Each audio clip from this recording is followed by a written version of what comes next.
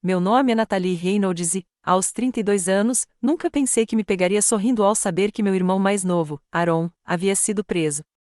O filho de ouro, o favorito, aquele por quem meus pais hipotecaram suas almas enquanto me deixavam naufragar durante meu divórcio e colapso financeiro, apenas 2 anos antes. O telefone tocou às 2 da manhã. Mamãe soluçava, papai gritava ao fundo.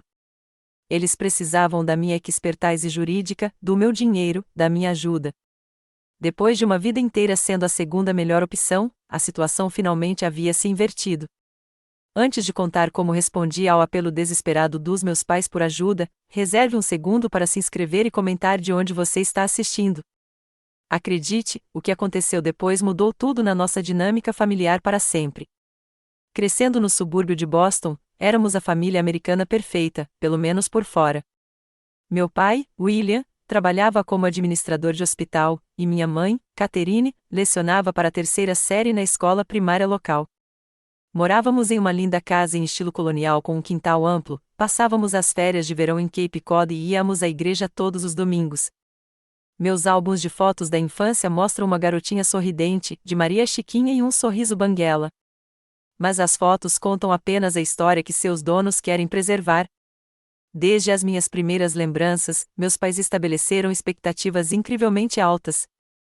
Aprendi a ler antes do jardim de infância, pulei a primeira série e fui matriculada em todos os programas de enriquecimento que meus pais conseguiram encontrar, aulas de piano às segundas-feiras, reforço escolar de matemática avançada às quartas-feiras, natação competitiva nos fins de semana. Não havia espaço para fracasso na família Reynolds. Quando eu tinha 8 anos, tudo mudou com a chegada do meu irmãozinho, Aaron. Ainda me lembro do dia em que o trouxeram do hospital para casa, um pacotinho de cabelos loiros e finos e olhos azuis brilhantes. Minha mãe o mimava por horas, e meu pai o exibia orgulhosamente para todos os vizinhos. Eu estava animada para ser uma irmã mais velha, ingênua quanto à forma como a presença dele mudaria toda a minha infância. Os primeiros sinais foram sutis. Meu recital de piano, marcado no calendário da família havia meses, foi repentinamente perdido porque Aaron estava com uma leve febre, nada grave, apenas uma febre infantil normal, mas o suficiente para que ambos os pais ficassem em casa com ele em vez de me ver tocar Beethoven depois de praticar por 3 meses seguidos. Com o passar dos anos, o padrão se solidificou. Aaron se tornou o centro indiscutível do universo familiar. Quando ele começou na Liga Infantil de Beisebol, meus pais nunca perderam um único jogo, torcendo alto nas arquibancadas com camisetas personalizadas com seu rosto e número de jogador. Enquanto isso, meus recitais de balé, competições de times de debate e induções na sociedade de honra frequentemente me faziam procurar na plateia rostos que raramente estavam presentes. Compensei me tornando extremamente independente e autossuficiente. Enquanto meus pais compravam seus equipamentos de futebol para o Aaron imediatamente e praticamente terminavam seus projetos de ciências, trabalhei como babá desde os 12 anos para comprar meu próprio material escolar e ficava acordada até tarde fazendo tarefas sozinha. Aprendi a falsificar a assinatura da minha mãe em autorizações quando ela estava ocupada demais ajudando o Aaron com a lição de casa para assinar a minha. No ano em que completei 14 anos, me classifiquei para uma prestigiosa competição estadual de piano. Depois de meses de preparação, o grande dia chegou. Coloquei meu vestido mais bonito, arrumei meu cabelo com cuidado e esperei na porta. 10 minutos antes de precisarmos sair, minha mãe mencionou casualmente que eles não iriam. Aaron tinha um jogo de beisebol que havia sido remarcado de última hora, e eles simplesmente não podiam perder. Peguei 3 ônibus sozinha pela cidade para tocar Chopin para um grupo de estranhos, fiquei em segundo lugar e voltei para casa com meu troféu de prata no colo. Quando cheguei, ninguém perguntou como tinha sido. A casa estava vazia, eles ainda estavam assistindo à apresentação de Aaron. Apesar de tudo, eu mantinha uma esperança desesperada de que minhas conquistas eventualmente conquistassem o mesmo amor dos meus pais. Me formei como orador da turma do ensino médio. Enquanto fazia meu discurso no pódio, avistei meus pais na multidão. Por um breve momento, vi o orgulho nos olhos deles. Mas assim que a cerimônia terminou e as fotos foram tiradas, a conversa imediatamente se voltou para as perspectivas de Aaron na faculdade e as possibilidades de uma bolsa de estudos no beisebol, embora ele ainda fosse calouro. Naquela noite, enquanto jantávamos em comemoração ao meu restaurante favorito, uma escolha que me surpreendeu por terem orado, meu pai ergueu o copo em um brinde. Prendi a respiração, esperando por palavras de reconhecimento e orgulho. Seu sucesso reflete bem esta família, Nathalie, disse ele. Agora o Aaron pode ver o que é trabalho duro. Sorri e bati minha taça na dele, engolindo champanhe e decepção. Até minhas maiores conquistas eram medidas por seu valor para meu irmão. Durante todo o ensino médio, alimentei o sonho de me tornar advogada, não qualquer advogada, mas uma advogada de alto nível em um escritório de prestígio, alguém que pudesse fazer a diferença. Isso foi motivado, em parte, por um interesse genuíno pela justiça, mas não posso negar que uma motivação significativa foi finalmente fazer meus pais reconhecerem meu valor. Estudei para o SAT com uma intensidade quase maníaca, entrei para todos os clubes que ficariam bem nas inscrições para a faculdade e escrevi dezenas de rascunhos da minha declaração pessoal. Quando as cartas de aceitação chegaram, incluindo uma de uma prestigiosa universidade da Costa Leste com um renomado programa pré-direito, meus pais me deram um parabéns superficial. Na mesma semana, Aaron fez um home run que garantiu a vitória em um jogo comum da temporada, e meus pais levaram toda a família para um jantar extravagante em comemoração, presenteando-o com um console de videogame novo e caro de surpresa. O contraste não poderia ter sido mais claro, mas eu já estava tão acostumado com a disparidade que mal sentia mais a dor, ou pelo menos era o que eu dizia a mim mesmo enquanto chorava silenciosamente no meu quarto naquela noite, com a carta de aceitação na mão. A faculdade deveria ter sido minha fuga, um recomeço longe da sombra de ser a criança menos amada. De muitas maneiras, foi libertadora. Eu me destacava academicamente, entrando na lista do reitor a cada semestre e garantindo estágios cobiçados. No entanto, os padrões estabelecidos na infância se mostraram difíceis de quebrar. Enquanto Aaron tropeçava em sua primeira tentativa de faculdade comunitária, meus pais pagaram sua mensalidade integral, compraram um carro para ele se deslocar e contrataram tutores quando ele teve dificuldades com as aulas básicas.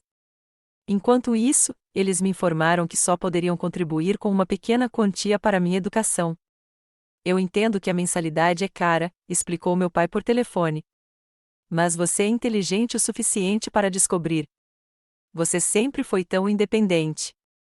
Essa independência não era uma escolha, mas uma necessidade nascida de anos de negligência emocional. Eu trabalhava 20 horas por semana na biblioteca do campus, outras 15 como assistente de pesquisa, e ainda conseguia manter um GPA de 3,9. Durante as férias, quando os outros alunos iam para casa relaxar, eu arranjava empregos sazonais no varejo para economizar para os livros didáticos do semestre seguinte. No meu último ano da faculdade de Direito, durante um período de estudos particularmente extenuante para Direito Constitucional, conheci James. Ele era alto, ambicioso e se portava com a confiança tranquila de alguém que sempre for apoiado em seus empreendimentos. Quando começamos a namorar, ele ficou chocado com quão pouco meus pais contribuíram para minha educação em comparação com o que os pais dele fizeram por ele. Deixa eu adivinhar, disse-lhe depois de conhecê-los pela primeira vez, eles mimam muito seu irmão, né? Fiquei impressionada com a percepção imediata que ele teve da dinâmica que eu havia normalizado por tanto tempo. James viu em um jantar o que eu havia passado a vida inteira tentando ignorar. Quando apresentei James à minha família, meus pais foram educados, mas reservados. Fizeram perguntas superficiais sobre sua trajetória e planos de carreira, e rapidamente mudaram a conversa para as últimas façanhas de Aaron. Em contraste, quando Aaron trouxe para casa sua namorada de 2 semanas no mês seguinte, minha mãe preparou uma refeição elaborada com todos os seus pratos favoritos, com base nas informações que Aaron havia compartilhado, e meu pai passou horas mostrando álbuns de fotos da família e contando histórias animadas. O exemplo mais doloroso de seu favoritismo aconteceu quando perderam minha formatura na faculdade de Direito, uma conquista que representou 7 anos de ensino superior e inúmeros sacrifícios. Aaron, que já havia abandonado 3 faculdades diferentes, tinha um jogo de beisebol em uma liga recreativa para adultos, não um campeonato, não um evento especial, apenas um jogo regular de fim de semana em uma liga de hobby para atletas pós-universitários. Nunca contei a ninguém o quanto chorei naquela noite enquanto James me abraçava e me garantia que minha conquista era extraordinária, com ou sem o reconhecimento dos meus pais. No dia seguinte, liguei para eles e minha mãe explicou, casualmente, que eles queriam ter vindo, mas que Aaron ficaria muito decepcionado se perdessem o jogo dele. A mensagem implícita era clara, a decepção dele importava mais do que a minha. Apesar do apoio fraco, James e eu ficamos noivos 1 ano após a formatura.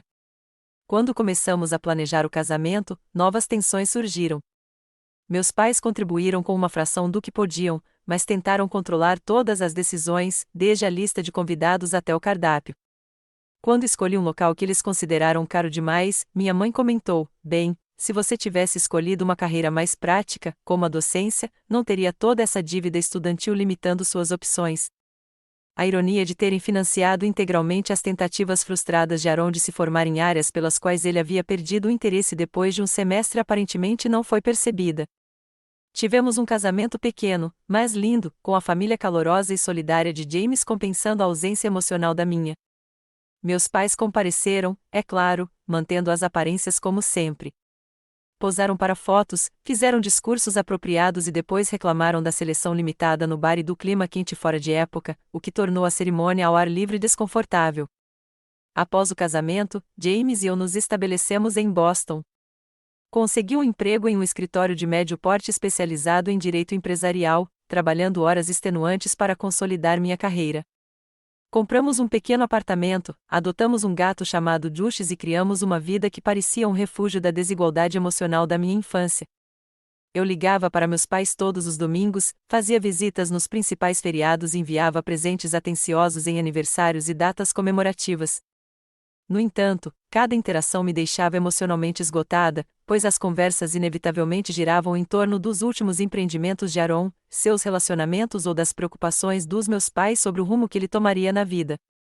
Minhas conquistas no trabalho, as reformas da nossa casa ou os planos para o futuro me despertavam apenas um interesse passageiro. Quando James e eu sofremos um aborto espontâneo de partir o coração no nosso terceiro ano de casamento, minha mãe expressou uma breve compaixão antes de mudar de assunto para os problemas com a namorada de Aaron. Encerrei a ligação mais cedo e chorei nos braços de James, finalmente expressando o que eu sempre soube, mas nunca reconheci plenamente: meus pais nunca me amarão do jeito que o amam. Sempre serei uma lembrança secundária. Foi a primeira vez que eu disse isso em voz alta, e, de alguma forma, dizer a verdade tornou tudo mais doloroso e libertador. James sugeriu que eu considerasse terapia para processar os anos de negligência emocional, mas eu não estava pronta. Em vez disso, me aprofundei na minha carreira, buscando a validação que sempre me foi negada em casa. 5 anos depois de casados, recebi uma oferta de emprego em um prestigiado escritório de advocacia em Chicago, um avanço significativo tanto em termos de responsabilidade quanto de remuneração. A decisão de me mudar significava deixar Boston, a cidade onde James e eu construímos nossas carreiras, mas a oportunidade era valiosa demais para ser desperdiçada. James, que trabalhava com consultoria financeira, conseguiu se transferir para o escritório de seu escritório em Chicago, embora a mudança tenha representado um passo lateral em vez de um avanço para ele. Encontramos um lindo apartamento no Lincoln Park, com janelas amplas com vista para a cidade e espaço suficiente para um escritório em casa. O primeiro ano foi emocionante. Eu prosperei no ambiente competitivo da nova empresa, rapidamente me consolidando como alguém capaz de lidar com casos complexos e clientes exigentes. Meu salário quase dobrou e, pela primeira vez na vida, me senti financeiramente segura. A distância dos meus pais era tanto física quanto emocional. Nossos telefonemas se tornaram menos frequentes, com a diferença de 3 horas servindo como uma desculpa conveniente. Quando nos falávamos, eu me sentia menos afetada pelo foco persistente deles em Aaron e suas dificuldades. Eu estava construindo uma vida onde a aprovação deles importava menos. Enquanto isso, Aaron havia embarcado em mais um empreendimento, um negócio de memorabilia esportiva que meus pais ajudaram a financiar com o que mais tarde descobri ser um saque do fundo de aposentadoria deles. Quando expressei preocupação com isso durante uma rara visita à casa para o Dia de Ação de Graças, meu pai me dispensou com um aceno de mão. Aaron tem um tremendo espírito empreendedor, declarou ele, orgulhoso. Ele só precisa da oportunidade certa para mostrar seus talentos. Mordi a língua, evitando apontar que aquela era a 4ª oportunidade certa em que eles financiavam em tantos anos. À medida que minha carreira acelerava, tensões sutis emergiram no meu casamento. James começou a fazer comentários sobre minhas longas horas, os jantares de trabalho que eu não podia perder, as férias que tínhamos que adiar. Quando nos mudamos para Boston, eu apoiei sua carreira sem questionar. Agora que a dinâmica havia mudado, com meu trabalho tendo prioridade, ele teve dificuldade para se adaptar. Tentei compensar tornando especial o nosso tempo limitado juntos, planejando encontros românticos elaborados, surpreendendo-o com escapadas de fim de semana, cuidando da maioria das responsabilidades domésticas, apesar da minha carga de trabalho mais pesada. No entanto, o ressentimento fervilhava sob a superfície das nossas interações. 12 dias antes do nosso 6º aniversário, voltei para casa mais cedo, planejando surpreender James com ingressos para um show do seu músico de jazz favorito. Encontrei-o em nosso quarto com minha colega Sarah, uma associada júnior que havia ingressado na empresa 3 meses antes. O confronto que se seguiu foi feio. O ponto de ruptura veio durante o jantar, quando minha mãe me chamou de lado, supostamente para saber como eu estava. Cometi o erro de ser honesto, compartilhando que, embora o divórcio estivesse finalmente se aproximando da conclusão, eu estava lutando emocionalmente contra a traição e a solidão. Ela suspirou profundamente, dando um tapinha na minha mão em um gesto que soou mais como um gesto de desprezo do que de conforto. Sabe, Natalie, se você tivesse se esforçado mais com o James, talvez tivesse sido mais atenciosa, mais solidária com as necessidades dele, as coisas poderiam ter sido diferentes. Homens precisam se sentir valorizados. A declaração me atingiu como um tapa. Meu marido tinha me traído com uma colega na nossa cama, e minha mãe estava insinuando que era porque eu não tinha sido atenciosa o suficiente. A duplicidade de critérios era de tirar o fôlego. Quando a ex-namorada de Aaron terminou com ele por causa de sua irresponsabilidade e falta de ambição, meus pais o consolaram por semanas, garantindo-lhe que ela não era boa o suficiente para ele. Levantei-me da mesa, com as mãos trêmulas. Você nunca, nenhuma vez na minha vida, me deu o benefício da dúvida ou o apoio que você dá livremente ao Aaron, eu disse, com a voz baixa, mas firme. Fiz tudo certo. Trabalhei até a exaustão para te deixar orgulhoso. Fui independente porque precisava ser, não porque queria ser. E mesmo assim, você encontra maneiras de fazer da minha dor minha culpa. Saí da festa cedo e mudei meu voo para aquela noite em vez do dia seguinte. No avião de volta para Chicago, tomei uma decisão que foi ao mesmo tempo aterrorizante e libertadora. Eu pararia de buscar a aprovação e o amor que me foram negados por 30 anos. Eu construiria uma vida sem a constante decepção do favoritismo dos pais.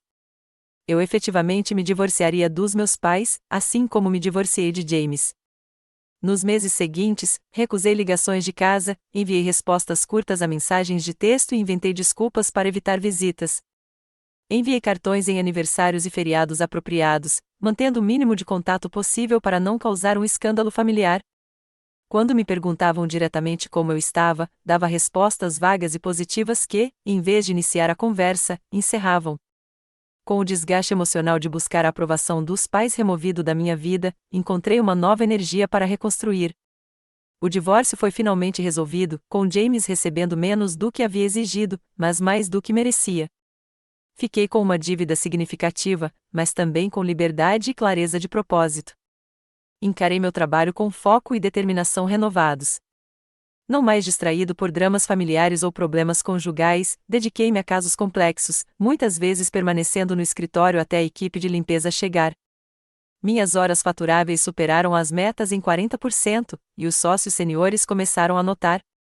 Reconhecendo que minha abordagem focada apenas no trabalho era, em última análise, insustentável, também me forcei a cuidar da minha saúde emocional. Encontrei um terapeuta chamado Dr. Rivera, especializado em dinâmica familiar e favoritismo parental. Nossas sessões semanais eram muitas vezes dolorosas, trazendo à tona camadas de mágoa que eu havia reprimido por décadas. Você passou a vida inteira tentando conquistar um amor que deveria ter sido dado livremente, observou o Dr. Rivera durante uma sessão particularmente difícil. O reconhecimento me levou às lágrimas, mas também deu início a um processo de cura genuína. Lentamente, construí uma família de amigos e colegas que me valorizavam exatamente por quem eu era. Minha assistente, Raquel, começou a me convidar para suas reuniões familiares, onde seus barulhentos parentes ítalo-americanos me acolheram sem questionar. Associados juniores da empresa buscaram minha mentoria, apreciando a orientação que eu gostaria de ter recebido no início da minha carreira. Mais significativamente, desenvolvi um relacionamento próximo com Victoria Shen, uma sócia sênior que viu em mim um potencial que eu mesmo às vezes duvidava.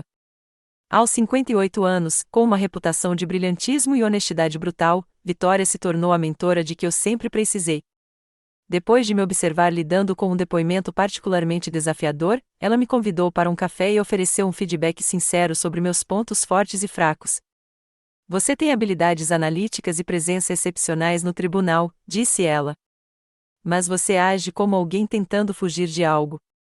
O sucesso sustentável exige equilíbrio. Sob sua orientação, comecei a abordar minha carreira de forma mais estratégica, priorizando a qualidade em detrimento da quantidade e desenvolvendo meus próprios relacionamentos com clientes, em vez de simplesmente executar trabalhos para sócios seniores. Quando surgiu um caso de grande repercussão envolvendo alegações de fraude corporativa contra uma grande empresa farmacêutica, Vitória me recomendou para liderar a equipe de defesa, apesar de minha posição relativamente júnior. O caso consumiu 6 meses da minha vida, mas resultou em um acordo favorável que economizou milhões para o nosso cliente, ao mesmo tempo em que implementou reformas significativas de conformidade. Na manhã seguinte à finalização do acordo, cheguei ao meu escritório e encontrei um bilhete escrito à mão por Vitória sobre a minha mesa: "Trabalho excepcional, Nathalie. Você conquistou seu lugar na mesa, não por se esforçar até a morte, mas por ser mais inteligente e estratégica do que seus oponentes. Vejo grandes coisas pela frente", assinado com sua assinatura característica e precisa. James não negou o caso, mas, em vez disso, jogou a culpa em mim. Se você estivesse em casa, se colocasse nosso casamento antes da carreira, se não fosse tão fechado emocionalmente, as acusações jorravam, cada uma atingindo um ponto sensível exposto por anos de negligência parental. Eu era realmente incapaz de ser amado? Eu tinha alguma falha fundamental que me tornava indigno de lealdade e compromisso? Mudei-me para um hotel naquela noite, incapaz de suportar a visão do nosso apartamento, da cama, da vida que construímos juntos. Na manhã seguinte, liguei dizendo que estava doente pela primeira vez desde que entrei para a empresa e passei o dia alternando entre crises de choro e olhares entorpecidos para a parede do quarto de hotel. Num momento de vulnerabilidade, liguei para minha mãe. Eu precisava do conforto dos meus pais, do apoio incondicional que sempre me faltara. Em meio às lágrimas, expliquei o que tinha acontecido, como minha vida estava desmoronando, como me sentia devastada e traída. Houve uma longa pausa na linha antes que minha mãe respondesse: "Bem, Nathalie, casamentos dão trabalho. Talvez se você tivesse se concentrado mais em ser esposa do que em ser advogada, as coisas seriam diferentes." A culpabilização da vítima me atingiu como um golpe físico. Naquele momento, eu precisava de compaixão, não de crítica disfarçada de sabedoria. Encerrei a ligação abruptamente e fiquei em silêncio, atordoada, confrontando a realidade de que, mesmo no meu momento mais sombrio, meus pais não conseguiam oferecer o apoio emocional que a maioria das filhas toma como certo. O processo de divórcio começou 2 semanas depois. O que eu ingenuamente esperava ser uma separação simples se complicou quando James contratou um advogado agressivo que contestou nosso acordo pré-nupcial. Ele alegou coação no momento da assinatura e exigiu metade dos meus rendimentos de sociedade, apesar de estarmos casados há apenas 6 anos e não termos filhos. As custas judiciais aumentaram à medida que o processo se arrastava. Então, numa piada cósmica de timing, meu prédio sofreu grandes danos causados pela água devido ao rompimento de um cano no apartamento de cima. Com a maioria dos meus pertences guardados e as constantes despesas com hotéis drenando minhas economias, me vi em uma espiral financeira que minha atenção atualmente dividida no trabalho só piorava. Desesperada e humilhada, liguei para meu pai.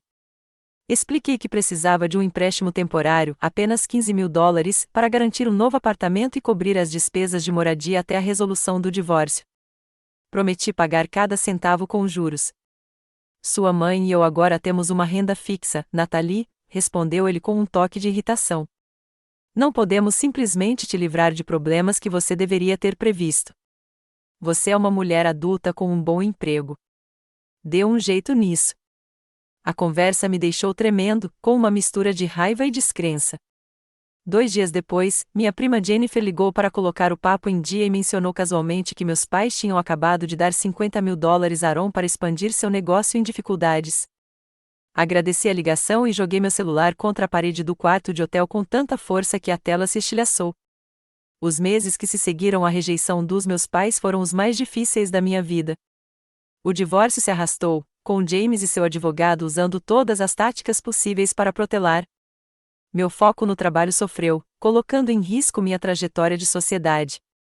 Fui forçada a me mudar para um minúsculo apartamento em um bairro menos desejável, muito diferente da espaçosa casa em Lincoln Park que eu havia compartilhado com James. Por meio de uma amiga em comum, descobri que minha mãe havia dito a vários familiares que meu divórcio era culpa minha, por ser obcecada pela carreira e negligenciar meu marido. A traição me machucou profundamente, não apenas porque ela me culpava pela infidelidade de James, mas porque ela havia compartilhado essa perspectiva com outras pessoas, sem me oferecer nenhum apoio. Trabalhei 60, às vezes 70 horas por semana, tentando manter minha carreira nos trilhos enquanto navegava pelo processo de divórcio. Comia refeições de micro-ondas em pé, em frente ao balcão da cozinha, adormecia com os arquivos do caso espalhados pela cama e acordava com uma ansiedade que dificultava a respiração. Durante todo esse tempo, meus pais permaneceram distantes, com ligações superficiais, quando aconteciam. O contraste entre o tratamento que deram a mim e Aaron tornou-se ainda mais gritante durante esse período. Enquanto eu lutava sozinha e sem apoio, Aaron continuou a receber não apenas apoio financeiro, mas também conforto emocional. Quando seu negócio de memorabilia inevitavelmente faliu, meus pais imediatamente financiaram sua próxima ideia, um bar com tema esportivo perto do Fenway Park. Certa noite, navegando pelas redes sociais no meu apartamento vazio, me deparei com fotos dos meus pais com Aaron e sua nova namorada em férias na Flórida. Os quatro estavam sorrindo na praia, com coquetéis na mão, sem nenhuma preocupação, no mesmo mês em que me disseram que não tinham condições de me ajudar a encontrar uma moradia durante uma crise. Quando o Natal chegou, eu não conseguia encarar a perspectiva de voltar para Boston, de sentar à mesa da família fingindo que estava tudo bem. Liguei para explicar que minha agenda de trabalho impossibilitava viagens, uma mentira evidente que ninguém contestou. Passei o feriado sozinha no meu apartamento, assistindo a filmes antigos e bebendo vinho demais. Pelas redes sociais, vi minha família comemorando junta. Fotos mostravam pilhas de presentes ao redor da árvore, muitos deles etiquetados com o nome de Aaron. Minha mãe tinha me enviado um vale-presente de uma loja de departamentos com uma mensagem genérica. Quando o aniversário de 60 anos do meu pai se aproximou, em fevereiro, fiz um esforço para reatar o relacionamento. Voei para Boston para a comemoração do fim de semana, levando um relógio cuidadosamente selecionado, que eu mal podia comprar. Foi uma oferta de paz, uma tentativa de reconstruir o relacionamento apesar de tudo. Na festa, fui tratada como algo secundário. Minha mãe me apresentou aos amigos como a minha filha, a advogada de Chicago, sem a mesma simpatia que demonstrou ao apresentar Aaron como meu filho brilhante, dono do próprio negócio, um negócio que havia aberto com o dinheiro deles e fecharia 6 meses depois. Emoldurei o bilhete e pendurei-o atrás da minha mesa, um lembrete de que o reconhecimento genuíno vem daqueles que realmente reconhecem o seu valor. O sucesso profissional se traduziu em recuperação financeira. Ao completar 31 anos, eu havia quitado a dívida do divórcio e economizado o suficiente para a entrada de um apartamento pequeno, mas elegante, em um prédio com porteiro e vista para o Lago Michigan. O dia em que assinei os papéis da hipoteca como mulher solteira, usando apenas meu nome e crédito, foi um dos momentos de maior orgulho da minha vida adulta. Minhas interações com meus pais durante esse período foram mínimas e cuidadosamente administradas. Liguei nos principais feriados, enviei presentes apropriados e evitei perguntas sobre visitas com referências vagas à minha agenda lotada. Falei pouco sobre minhas conquistas profissionais ou crescimento pessoal, sabendo por experiência própria que isso seria apenas brevemente mencionado antes que a conversa se voltasse para Aaron. Em conversas ocasionais com familiares, descobri que Aaron continuava com seu padrão de empreendimentos fracassados e abandono de pais. O bar esportivo fechou em menos de um ano, seguido por uma tentativa de criar um aplicativo de entrega de comida que nunca foi lançado, apesar do investimento significativo. Meus pais refinanciaram a casa para financiar os projetos dele, um fato que nunca mencionaram durante nossas ligações pouco frequentes. Nesse período de reconstrução, também retornei cautelosamente ao mundo dos encontros. Depois de alguns primeiros encontros esquecíveis, arranjados por amigos bem-intencionados, conheci Michael em um evento beneficente promovido pelo meu escritório. Cirurgião pediátrico de olhar bondoso e raciocínio rápido, ele abordava os relacionamentos com a mesma intencionalidade ponderada que dedicava à sua prática médica. Ao contrário de James, que se ressentia da minha ambição, Michael respeitava e admirava minha dedicação à carreira. Ele compreendia as exigências de uma profissão de alta pressão e nunca me fez sentir culpada por trabalhar até tarde da noite ou nos fins de semana quando necessário. Mais importante ainda, ele reconhecia as feridas emocionais que eu carregava e nunca as usava como armas em desentendimentos. Depois de 8 meses de namoro, finalmente contei a história completa da minha dinâmica familiar, esperando a habitual simpatia desconfortável ou conselhos bem-intencionados, mas inúteis. Em vez disso, Michael ouviu atentamente, fez perguntas ponderadas e então disse algo que mudou minha perspectiva: a incapacidade dos seus pais de te valorizarem adequadamente reflete as limitações deles, não o seu valor, disse-me ele, segurando minha mão por cima da mesa de jantar. A incapacidade deles de te amar como você merece diz tudo sobre eles e nada sobre você. Foi uma declaração simples, mas profunda em seu impacto. Pela primeira vez, internalizei de fato que o problema nunca tinha sido eu. Nenhuma conquista, nenhum sucesso, nenhuma perfeição teria mudado o desequilíbrio fundamental no coração dos meus pais. A libertação dessa compreensão foi transformadora. À medida que minha vida pessoal e profissional florescia, eu recebia atualizações cada vez mais preocupantes sobre Aaron por meio de canais familiares. Havia rumores de dívidas de jogo, 2 acusações de dirigir sob efeito de álcool resolvidas discretamente por advogados caros e investidores empresariais ameaçando com ações judiciais. Meus pais o protegeram das consequências, como sempre fizeram, hipotecando sua aposentadoria para protegê-lo das consequências de suas próprias escolhas.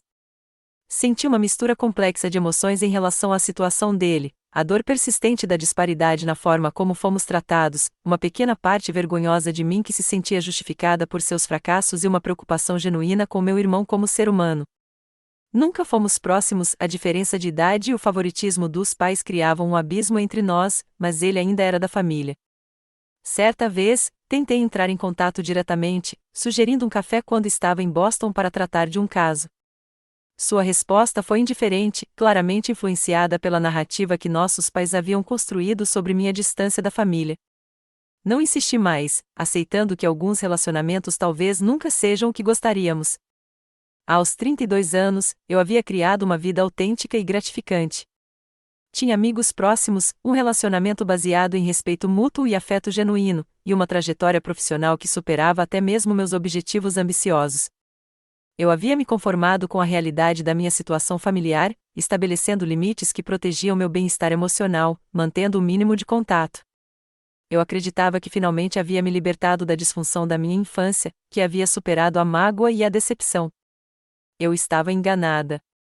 O verdadeiro teste da minha cura e do meu caráter aconteceu às 2h15 de uma manhã de terça-feira, quando meu telefone tocou com uma ligação dos meus pais. O toque estridente do meu telefone cortou a escuridão do meu quarto, despertando-me de um sono profundo. A tela iluminada mostrou o número dos meus pais, algo que seria incomum a qualquer hora, mas era alarmante às 2h15 da manhã. Meu primeiro pensamento foi que alguém havia morrido. Nathalie. A voz da minha mãe estava quase irreconhecível, aguda e ofegante de pânico. Precisamos da sua ajuda. É o Aaron. Ele foi preso. Sentei-me na cama, completamente acordada agora, consciente de Michael se mexendo ao meu lado. Algo sério devia ter acontecido para minha mãe ligar àquela hora, especialmente considerando nosso relacionamento distante ao longo do último ano e meio. O que aconteceu? Perguntei, mantendo a voz neutra, apesar da adrenalina que corria pelo meu corpo. A história se desenrolou em uma narrativa caótica, pontuada pelos soluços da minha mãe e pelas interjeições raivosas do meu pai ao fundo. Aaron havia sido preso por fraude eletrônica e apropriação indébita relacionada ao seu mais recente empreendimento, uma plataforma de investimento em criptomoedas que aparentemente operava como um sofisticado esquema Ponzi.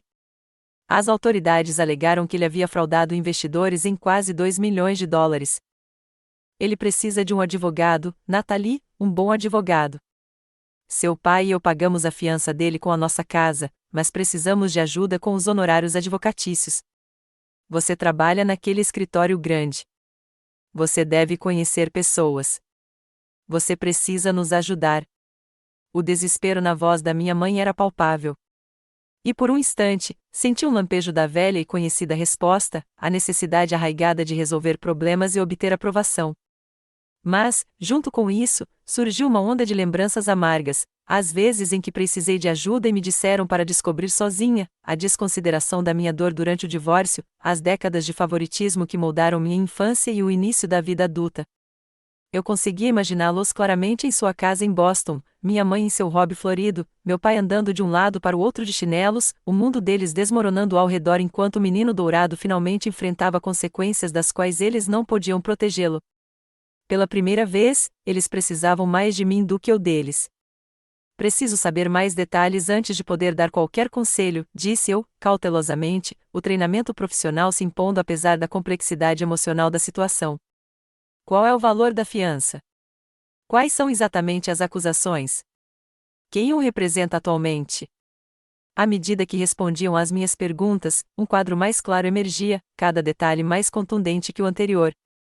Aaron havia criado uma empresa que prometia retornos extraordinários em investimentos em criptomoedas. Ele havia usado o dinheiro dos primeiros investidores para financiar um estilo de vida extravagante, atraindo novas vítimas com histórias de sucesso inventadas. Quando o esquema inevitavelmente fracassou, vários investidores recorreram às autoridades. As provas contra ele eram substanciais. Meus pais hipotecaram a casa para pagar a fiança de $500.000, esgotando suas economias de aposentadoria no processo. O tribunal havia designado um defensor público, que meu pai considerou inútil. Eles queriam que eu representasse Aaron pessoalmente ou providenciasse para que meu escritório assumisse o caso pro bono. Eles também precisavam de dinheiro para despesas correntes enquanto se concentravam em apoiar Aaron durante sua crise.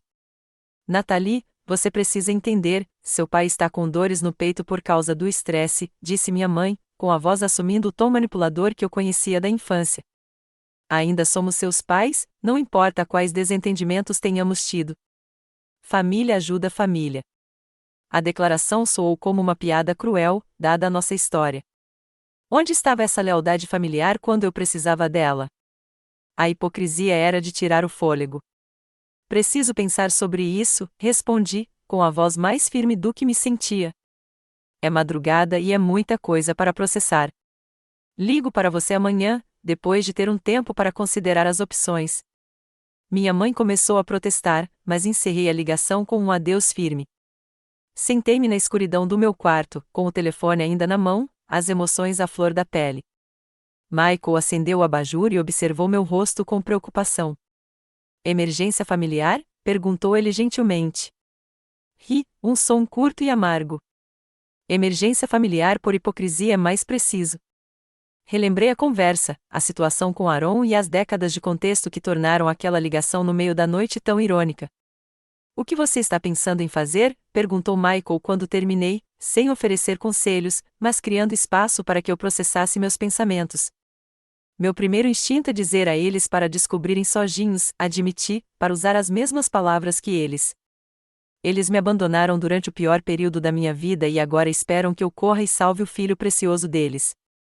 Andei de um lado para o outro no quarto, com a energia e a raiva me impedindo de dormir. Quanto mais eu pensava nisso, mais minha raiva aumentava, cada comemoração de aniversário focada em Aaron, cada conquista minha minimizada, cada pedido de apoio negado enquanto ele recebia recursos e oportunidades infinitos. 3 décadas de desigualdade e negligência emocional, culminando neste audacioso pedido de ajuda. Eu poderia recusá-los de cara. Seria justificado, talvez até catártico.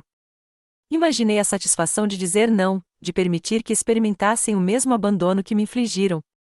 A fantasia foi brevemente doce, mas logo se tornou vazia.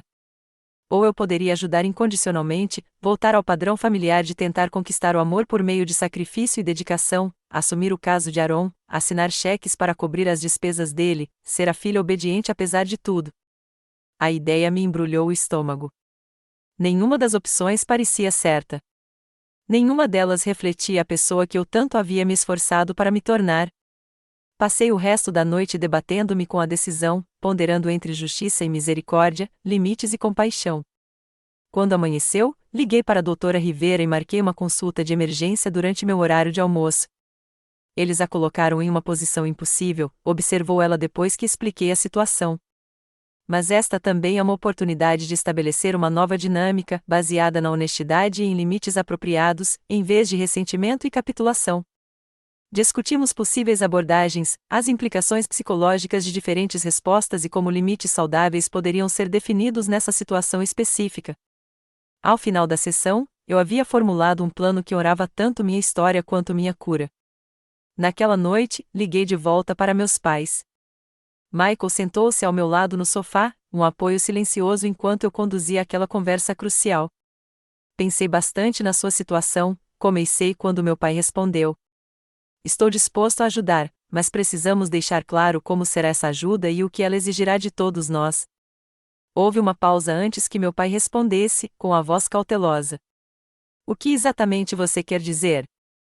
Quero dizer que prestarei consultoria sobre a situação jurídica de Aaron e posso recomendar advogados especializados em crimes de colarinho branco, expliquei calmamente. Não o representarei pessoalmente nem pedirei ao meu escritório que aceite o caso pro bono, pois isso seria um conflito ético e uso indevido da minha posição profissional. Continuei antes que ele pudesse interromper. Não fornecerei assistência financeira para os honorários advocatícios dele ou para suas despesas de subsistência. O que estou oferecendo é minha experiência profissional e orientação durante este processo, desde que todos nós, incluindo Aaron, façamos terapia familiar para abordar os padrões de longa data que contribuíram para esta situação. O silêncio do outro lado da linha se estendeu por vários segundos. Quando meu pai finalmente falou, sua voz estava tensa, com uma raiva mal controlada. Então, você está usando nossa crise como alavanca para nos forçar a fazer terapia. Isso é sobre seu irmão enfrentar acusações graves, Nathalie, não sobre seus sentimentos ou mágoas da infância. Eu já esperava essa reação, a distração e a minimização que caracterizaram tantas interações familiares. Desta vez, eu estava preparado. Não, pai. Trata-se de estabelecer limites saudáveis e, ao mesmo tempo, oferecer ajuda. Aaron está enfrentando as consequências de suas ações depois de uma vida inteira protegido delas. Estou oferecendo assistência profissional valiosa que pode fazer uma diferença significativa no caso dele. Mas não participarei dos padrões disfuncionais que nos trouxeram a este ponto. Minha mãe pegou o telefone, com a voz chorosa, mas com um toque de manipulação que eu reconhecia muito bem. Nathalie, querida, entendemos que você tenha tido alguns sentimentos sobre como tratamos você e Aaron de forma diferente. Mas este não é o momento para terapia familiar. Seu irmão pode ir para a cadeia. Respirei fundo, me recompondo antes de responder. Mãe, Aaron pode mesmo pegar pena de prisão, independentemente de quem o represente. As provas parecem substanciais.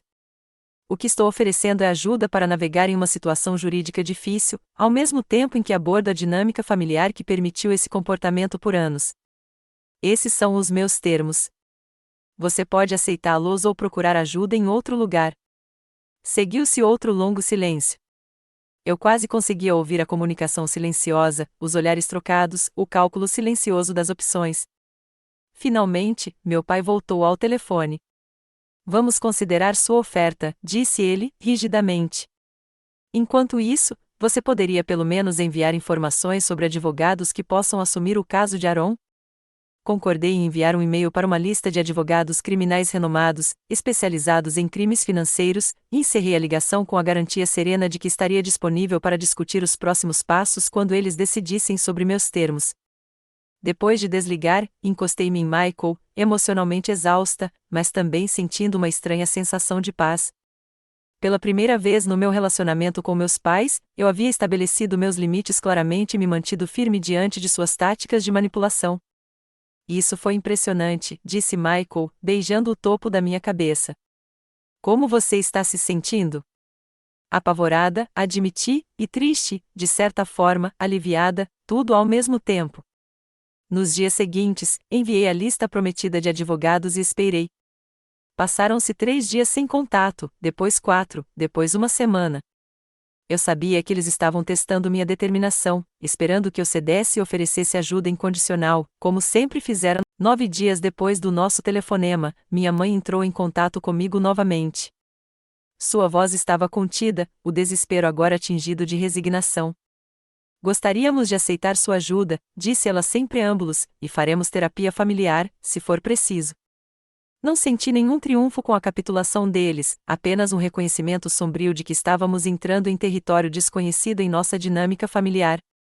Eu havia me mantido firme, pela primeira vez, eles foram forçados a me encontrar onde eu estava, em vez de exigir que eu fosse até eles. O cenário estava armado para um confronto que já durava 32 anos. No sábado seguinte, voei para Boston pela primeira vez em mais de um ano. Michael se ofereceu para me acompanhar, mas aquela era uma jornada que eu precisava fazer sozinha. Enquanto o avião descia através das nuvens, revelando o litoral familiar, senti uma mistura complexa de ansiedade e determinação. Eu não era mais a filha desesperada em busca de aprovação, mas uma mulher adulta com limites e respeito próprio. A casa dos meus pais parecia menor do que eu me lembrava, o gramado antes imaculado agora mostrava sinais de abandono. Estacionei meu carro alugado na garagem e sentei-me por um momento, reunindo coragem antes de me aproximar da porta da frente. Minha mãe atendeu na segunda batida. A mulher que estava diante de mim mal se parecia com a mãe educada e confiante da minha infância. Seus cabelos, normalmente impecavelmente pintados e penteados, exibiam raízes grisalhas e caíam frouxos em torno do rosto cansado. Rugas profundas contornavam sua boca, e seus olhos transmitiam uma expressão assombrada que eu nunca tinha visto antes. Nathalie, disse ela, com a voz ligeiramente embargada.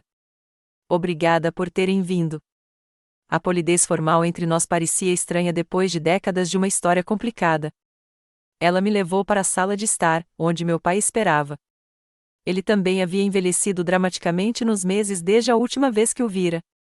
Sempre uma presença robusta e autoritária, ele agora parecia diminuído, com os ombros curvados para a frente e a pele acinzentada. Levantou-se para me cumprimentar com um aceno firme, mas não me ofereceu um abraço. Aaron estava notavelmente ausente. Atualmente na casa de um amigo, minha mãe explicou vagamente quando perguntei, embora eu suspeitasse que ele estivesse evitando esse confronto inicial. Sentamo-nos sem jeito na sala de estar onde eu havia passado tantos feriados, sentindo-me invisível. Fotos de família ainda cobriam a lareira, a maioria mostrando Aaron em diferentes idades e fases da vida. Percebi, com pesar, que minha foto de formatura da Faculdade de Direito, antes exibida por obrigação, havia sido completamente removida. A representação visual da nossa dinâmica familiar não poderia ter sido mais clara. Meu pai pigarreou, visivelmente incomodado com o silêncio. Conversamos com um dos advogados que você recomendou. Ele acha que pode conseguir uma redução nas acusações e, possivelmente, evitar a prisão com um acordo judicial. Assenti profissionalmente. Roger Hamilton é excelente em negociar com promotores. O que ele está propondo especificamente? Enquanto meu pai delineava a estratégia jurídica, pude ver ambos os pais relaxando visivelmente, voltando ao padrão familiar de discutir Aaron e suas necessidades. Era um território confortável para eles, diferente do acerto de contas emocional que eu havia exigido como condição para receber ajuda. Quando ele terminou, coloquei minha bolsa de lado e me inclinei para a frente, fazendo contato visual direto com os dois. Agora que já abordamos os aspectos legais, precisamos discutir a parte da terapia familiar do nosso acordo. A tensão na sala aumentou imediatamente. Minha mãe mexia na aliança, um hábito nervoso da minha infância. Meu pai cruzou os braços, na defensiva. Isso é mesmo necessário, Nathalie? Perguntou ele, em tom de desdém. Com tudo o que está acontecendo com o Aaron, parece autoindulgência focar em terapia agora. Era exatamente a reação que eu esperava, a distração e a minimização que caracterizaram nossa dinâmica familiar por décadas. Desta vez, não recuei. Não é apenas necessário, é inegociável, declarei calmamente. Marquei uma consulta com a doutora Ellen Marshall, terapeuta familiar especializada em dinâmica familiar adulta. Nossa primeira sessão está marcada para amanhã de manhã, às 10 horas. Meu pai começou a protestar, mas eu continuei firme. Isso não é uma negociação. Se você quer minha consultoria jurídica e assistência contínuas para conduzir o caso de Aaron, este é o requisito. Não estou pedindo apoio financeiro nem mesmo um pedido de desculpas neste momento. Estou pedindo um envolvimento honesto em um processo terapêutico. A franqueza da minha abordagem pareceu fazê-los ficar em silêncio. Talvez pela primeira vez na minha vida, eu estava definindo os termos da nossa interação, em vez de tentar desesperadamente obter a aprovação deles nos termos deles. Após uma longa pausa, minha mãe falou, com a voz baixa, o que exatamente essa terapia vai envolver? Expliquei o processo conforme o Dr. Marshall havia me explicado. Inicialmente, envolveria sessões separadas para cada membro da família, seguidas de sessões conjuntas direcionadas para abordar dinâmicas específicas de relacionamento. O objetivo não era atribuir culpas, mas estabelecer padrões mais saudáveis de comunicação e interação. Não se trata de punir você, esclareci, percebendo a postura defensiva do meu pai. Trata-se de curar padrões que machucaram a todos nós, incluindo Aaron. A situação atual dele não aconteceu isoladamente. É o resultado de anos de apoio e falta de responsabilização. Meu pai estremeceu ao ouvir a palavra facilitação, mas não discutiu. Minha mãe enxugou os olhos com um lenço de papel, sua armadura de perfeccionismo se rompendo para revelar a mulher assustada e sobrecarregada por baixo. Sempre amamos nossos 2 filhos, disse ela, com a voz trêmula. Nunca quisemos te machucar, Nathalie. Eu sei que você acredita nisso, mãe, respondi gentilmente, mas com firmeza. E isso é algo que exploraremos na terapia. Intenção e impacto costumam ser coisas muito diferentes. Conversamos por mais 1 hora, navegando cuidadosamente pela superfície de questões mais profundas que exigiriam orientação profissional para serem totalmente abordadas. Mantive limites claros, redirecionando o assunto quando tentavam direcionar a conversa inteiramente para Aaron ou minimizar a gravidade da dinâmica familiar que eu insistia em confrontar. Enquanto me preparava para ir para o hotel, meu pai me surpreendeu com uma pergunta que revelou talvez a primeira curiosidade genuína que ele já havia expressado sobre a minha experiência. Fomos realmente tão terríveis com você? Perguntou ele, com genuína confusão na voz. Parei na porta, considerando minha resposta cuidadosamente. Eu havia ensaiado confrontos com meus pais durante anos, imaginando listar cada desfeita, cada decepção, cada momento de dolorosa desigualdade. Naquele momento, porém, escolhi uma abordagem diferente. Vocês foram pais maravilhosos para o Aaron, eu disse simplesmente. Eu só precisava que vocês fossem pais maravilhosos para mim também. A sessão de terapia na manhã seguinte foi tão difícil quanto eu esperava. Aaron compareceu, mal-humorado e na defensiva, claramente ali apenas por causa da minha influência sobre sua situação jurídica. Meus pais se mostraram unidos em uma cooperação educada, mascarando uma profunda resistência. A doutora Marshall, uma terapeuta experiente com uma presença calma e autoritária, reconheceu a dinâmica imediatamente. Ao longo de 2 horas, ela estabeleceu regras básicas para o nosso trabalho conjunto, conduziu uma breve avaliação da perspectiva de cada membro da família e agendou sessões individuais antes do nosso próximo encontro em grupo. Quando meu pai tentou dominar a conversa, ela gentilmente, mas com firmeza, redirecionou o assunto. Quando minha mãe começou a chorar com a potencial prisão de Aaron, a doutora Marshall reconheceu o medo dela, mantendo o foco nos padrões familiares mais amplos. Voltei para Chicago no dia seguinte, tendo combinado de participar de futuras sessões familiares por videoconferência quando não pudesse estar fisicamente presente em Boston. Nas semanas seguintes, consultei regularmente o advogado de Aaron, fornecendo insights sobre estratégias e ajudando a interpretar as complexidades jurídicas para meus pais. Os processos judiciais de Aaron e nossa terapia familiar se desenrolaram em paralelo. No tribunal, Aaron finalmente aceitou um acordo judicial que incluía a restituição às suas vítimas, uma multa significativa e 2 anos de prisão domiciliar, com 5 anos de liberdade condicional. Ele escapou da prisão principalmente devido à competência de seu advogado e à sua concordância em cooperar com as autoridades que investigavam crimes financeiros de maior porte no universo das criptomoedas. Na terapia, o progresso foi mais lento e menos linear. As sessões iniciais foram tensas e frequentemente improdutivas, com meus pais relutantes em analisar seu papel na disfunção familiar. Meu pai, em particular, lutava contra a sugestão de que sua educação parental havia sido menos do que exemplar. Aaron oscilava entre uma participação ressentida e momentos genuínos de reflexão sobre como o apoio parental havia contribuído para suas más escolhas. O grande avanço veio quase 3 meses depois de iniciarmos nossa terapia, durante uma sessão focada especificamente na minha experiência de crescer como a criança menos favorecida. A doutora Marshall me pediu para compartilhar memórias específicas que ilustrassem a disparidade no tratamento. Com sua orientação, descrevi vários momentos cruciais da minha infância e início da vida adulta, falando não em tom de acusação, mas em um esforço sincero para ajudar meus pais a compreender o impacto cumulativo de suas escolhas. Contei o recital de piano que perdi quando tinha 9 anos, o discurso da oradora da turma do ensino médio em que eles rapidamente mudaram o foco para Aaron, a formatura da faculdade de direito que eles faltaram para o jogo recreativo de beisebol dele, finalmente, a recusa deles em me ajudar durante o divórcio, enquanto continuavam a financiar seus empreendimentos fracassados. Enquanto eu falava, vi o rosto da minha mãe se contorcer com um reconhecimento que eu nunca tinha visto antes. Quando terminei, houve um longo silêncio na sala. Eu não fazia ideia, ela finalmente sussurrou, com lágrimas escorrendo pelo rosto. Eu nunca vi dessa forma. Pensei que você fosse o forte, o independente que não precisava da gente como Aaron. Meu pai permaneceu rígido na cadeira, com o maxilar cerrado, mas eu conseguia ver o conflito em seus olhos, o início de um acerto de contas desconfortável com décadas de escolhas.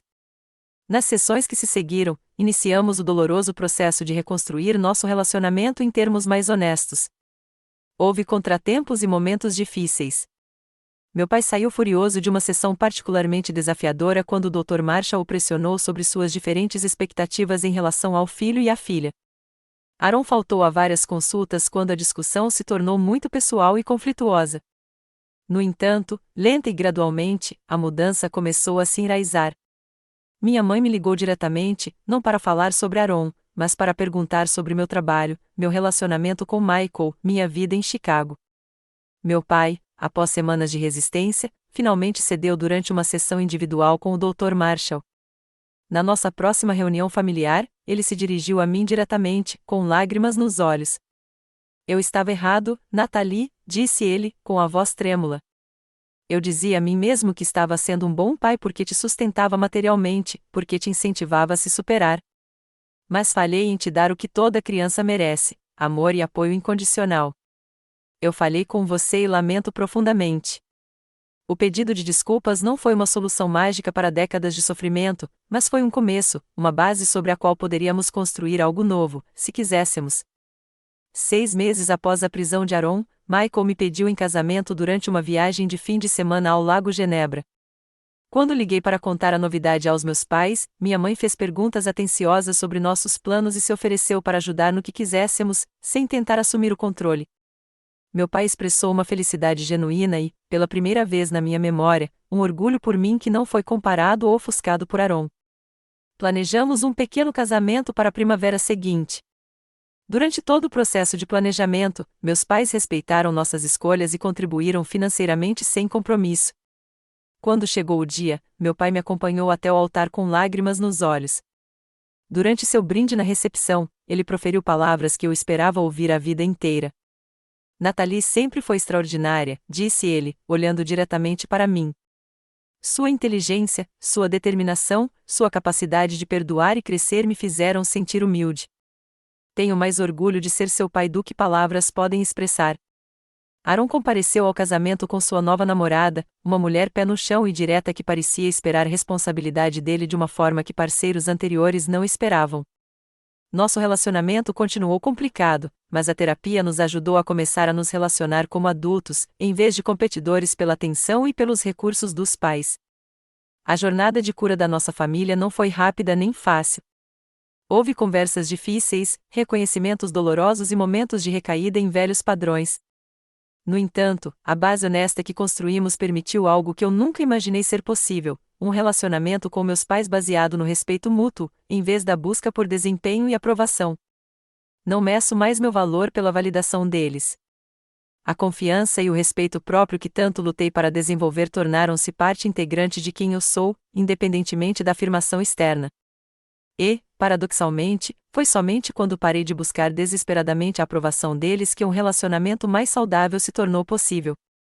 Se você já se sentiu como a criança menos favorecida, se passou anos tentando conquistar o amor que deveria ter sido dado livremente, quero que saiba que seu valor não é determinado pela incapacidade de outra pessoa de valorizá-lo adequadamente. A cura começa quando você reconhece que o problema nunca foi você. Você já passou por situações de favoritismo na sua família? Como lidou com isso? Compartilhe suas histórias nos comentários abaixo. Se esta história ressoou com você, inscreva-se para ouvir mais jornadas de definição de limites e autoestima. Lembre-se, às vezes, a família mais importante que temos é aquela que escolhemos para nós mesmos. Obrigado por ouvir e desejo-lhe coragem em seu próprio caminho para a cura.